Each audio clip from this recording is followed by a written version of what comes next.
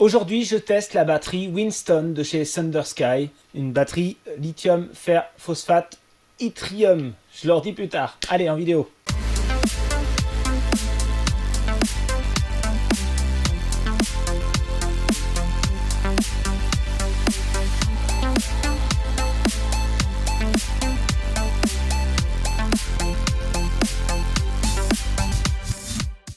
Afin de comparer les batteries entre elles, je passe à la deuxième batterie. C'est une batterie lithium fer. Alors il y a un Y, ça doit être iridium, je ne sais plus. Fer phosphate. Je l'écris à l'écran si je me trompe. C'est une batterie que j'avais il y a 2 ans sur ma chaîne dans un petit générateur de chez Clayton, un peu la même chose que ce qu'on voit maintenant, les Blue Yeti et compagnie, mais en mode professionnel, mais qui n'a pas marché des masses parce que l'électronique avait un problème. C'est une 100 Ah 12 volts. Je l'avais démontré, j'avais fait une vidéo là-dessus et je l'avais mis dans ma caravane. Très bien marché. J'avais des petits soucis de décharge à vide, d'auto-décharge, mais en fait je me suis rendu compte que c'était le petit relais, la petite lampe LED que j'avais branché dessus qui avait tendance à décharger la batterie. Je pensais que c'était le BMS. A priori non, mais je fais des mesures quand même, je vais regarder. Là aujourd'hui je l'ai rechargé à fond, j'ai vérifié qu'elle était bien équilibrée et elle n'était pas trop mal équilibrée. Apparemment le BMS a fonctionné. Ce sont à peu près les mêmes caractéristiques que l'autre batterie, si ce n'est qu'elle est capable d'avoir beaucoup plus de courant de court-circuit, enfin de courant de surcharge, au lieu d'être ce soit 280, c'est 400. Je ne vais pas l'exploiter, ça, j'ai pas besoin. On voit très bien ce que ça donne quand on utilise à 100% de la puissance. Donc je vais faire exactement les mêmes tests qu'avec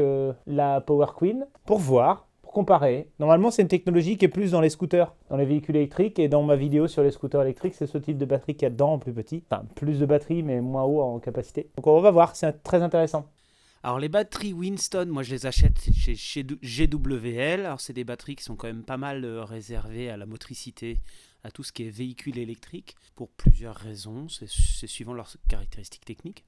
Ce sont quand même des éléments prismatiques assez solides. Alors on voit pas très bien à l'écran, mais ils précisent que ces batteries sont capables de faire 2000 cycles. Alors moi personnellement, les miennes n'ont peut-être pas fait leurs 2000 cycles sur mon scooter électrique, mais en théorie, le LFP est capable de faire 2000, voire jusqu'à 8000 cycles si on ne les décharge pas trop. Ce sont des batteries qui supportent les températures extrêmes. C'est surtout pour ça qu'on met de l'yttrium dedans. Parce que lorsque les batteries montent trop en température, on va brider son usage et on ne peut pas les utiliser quand il fait trop froid. Sauf que là, en mettant de l'yttrium, pour tout ce qui est mobilette, c'est vraiment adapté à ça, véhicules électriques, on peut les exploiter quand il fait moins de 10 degrés par exemple. Au niveau des caractéristiques, alors c'est pas évident à trouver, j'ai fait un mix de plusieurs fiches techniques. On est sur des batteries qui peuvent descendre à minimum 2,5 volts, mais on considère qu'on ne descend pas en dessous de 2,8 et on ne les charge pas au-dessus de 4 volts, même si on peut monter jusqu'à 4,2 vraiment dans les faits, mais normalement c'est 4 volts et la charge optimale est 3 volts 65, comme la plupart des batteries lithium. Ce sont des batteries qui vont être utilisées à 80% de décharge, contrairement par exemple à une batterie Pilontech ou à la batterie Power Queen qu'on a déjà vue. On garde toujours 20% en réserve. Ça paraît restrictif, mais c'est comme ça, c'est comme le plomb par exemple. Ce sont des batteries aussi qui ont un fort courant d'appel possible, jusqu'à 1000 ampères en pic, 300 ampères pour des à-coups de 15 minutes, ça c'est très appréciable, et sinon l'usage moyen c'est la moitié du courant, c'est-à-dire 50 ampères pour la 100 ampères heure. Et on voit qu'elles vont jusqu'à 80 degrés d'usage, donc ce sont vraiment des batteries qui sont assez flexibles. Je fais le même test avec la batterie Winston, de la résistance interne et de la tension avec mon contrôleur batterie, comme j'ai fait avec la batterie Queen Power. Donc je la branche aux bornes plus et moins, il faut quand même que le branchement soit bien fait. Voilà. Je lance le test. Donc on a une tension de 13,39, une résistance interne de 3,65, ce qui est bien inférieur à la batterie lithium d'avant. On remarque que je passe pas par un BMS, donc ça peut faire la différence.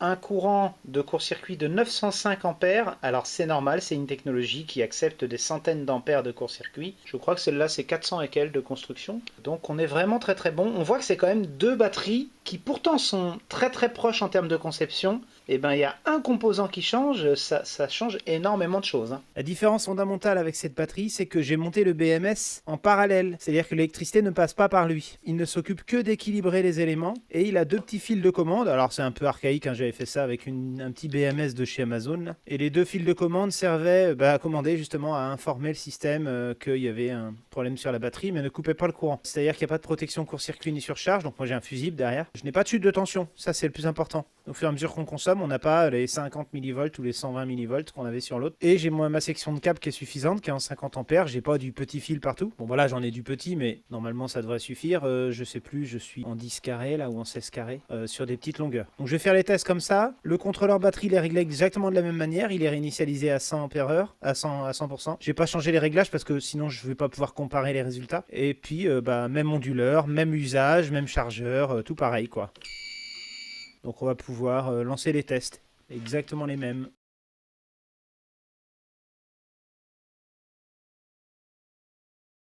Bon, après avoir testé ces 2 batteries lithium, c'est pas les mêmes, on va tirer les conclusions sur les courbes. Suite à mes différents tests, donc là je vais vous montrer les courbes de tension et de courant comme j'ai fait avec les batteries précédentes. Donc c'est des courbes assez intéressantes, mais on va pas trop s'y attarder. Donc là la première décharge, alors je pars toujours du principe que j'ai déjà fait une charge avant. Hein.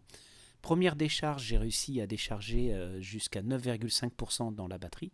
Ça veut dire que, comme ce sont des batteries d'occasion, c'est des batteries qui ont déjà eu des cycles avant, ça veut dire que soit je les avais pas complètement chargées, mais ça m'étonnerait, parce que je les ai quand même bien chargées une par une, j'ai bien vérifié. Je pense qu'elles ont commencé à s'user un peu, parce que je suis vraiment descendu bas en tension, et ça chutait de manière drastique, c'était la fin, il n'y avait rien du tout de reste dedans. Donc 9,5% de reste dans la batterie, ça me paraît... Il y a déjà eu 10% de perte, alors que j'ai peut-être fait 20 ou 50 cycles avec. Je les ai peut-être pas stockés convenablement, je les ai maintenus chargés, enfin il y a eu pas tant de cycles que ça.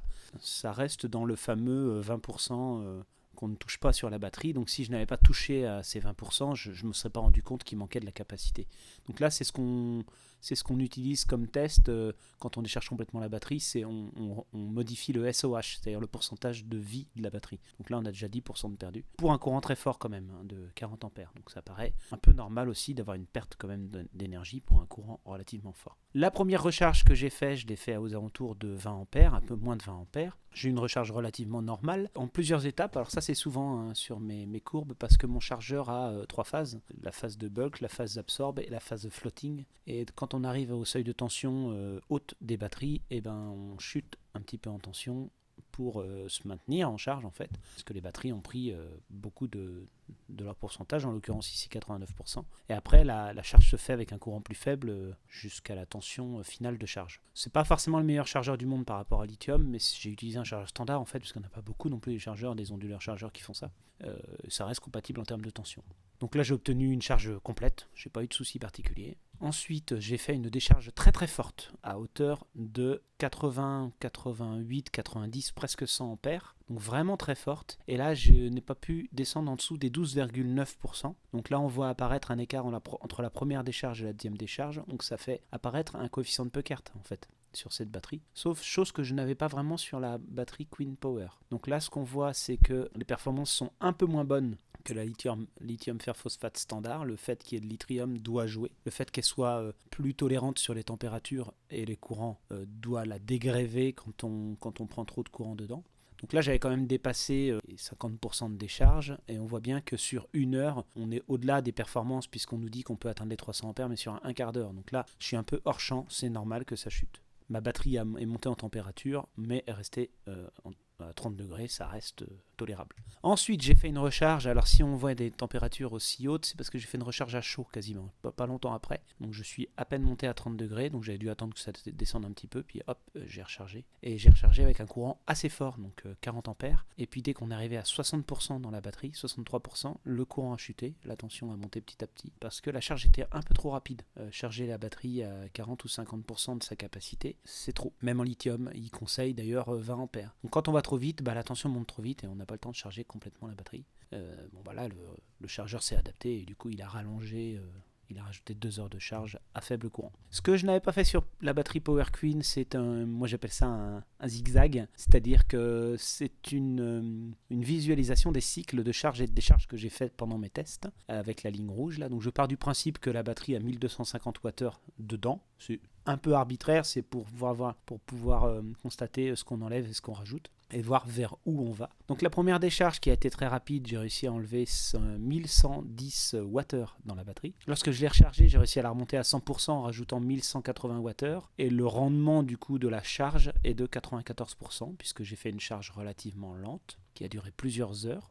Ensuite, j'ai fait une décharge très très rapide où je n'ai pu retirer que 1036 Wh de la batterie. Puis j'ai fait une recharge un peu plus rapide, 2 ou 3 heures. Le rendement a un peu chuté, on est passé à 87% de rendement pour la charge, pour obtenir une charge complète. Donc plus la batterie est chargée vite, plus il y a un impact sur le rendement, et donc ça m'a permis de déterminer un coefficient de Puckert qui est quand même assez bas, de 1,07. On était je crois à 1,02 sur la Queen Power. Ça permet de régler le contrôleur batterie. Par exemple là, si je souhaite charger ma batterie rapidement, dans mon usage, dans mon installation, je vais mettre un rendement de charge de 87%, alors que si je vais la charger en plusieurs jours ou en plusieurs heures, je vais mettre plutôt 94-95%. Concernant la partie alternative, c'est-à-dire qu'il n'y a pas que le rendement de la batterie qui compte, il y a aussi le fait que mon chargeur et mon onduleur ont des pertes. Et donc dans ce cas-là, dans mon cas à moi, on voit que l'énergie restituée par la batterie en bleu est quand même inférieure en 230 volts qu'en courant continu, c'est normal. Puis lorsqu'on charge la batterie, on a encore un écart qui se creuse, puisqu'on a encore des pertes au moment de la charge de la batterie. Quand on la redécharge, on a encore des pertes, et quand on la recharge, on a encore des pertes. On monte très très haut dans l'écart, donc ça veut dire qu'il faut, quoi qu'il arrive, même avec une batterie lithium, il faut quand même surdimensionner. Il faut produire plus pour compenser toutes ces pertes. C'est ce qui fait que vous allez avoir un écart entre un usage en courant continu et un usage en alternatif. En alternatif, on a plus de pertes qu'en courant continu. Si on fait des conversions dans tous les sens, on a toujours des pertes. Alors que si on a un usage directement en courant continu, ou si on a une recharge via un régulateur solaire, le régulateur solaire aura un meilleur rendement. Donc en zoomant un petit peu dessus, on voit un peu l'écart, forcément. Voilà pour ces courbes et cette réflexion. Alors moi, c'est les batteries que j'ai mis dans mon scooter. Je vais pouvoir les retester. Batterie neuve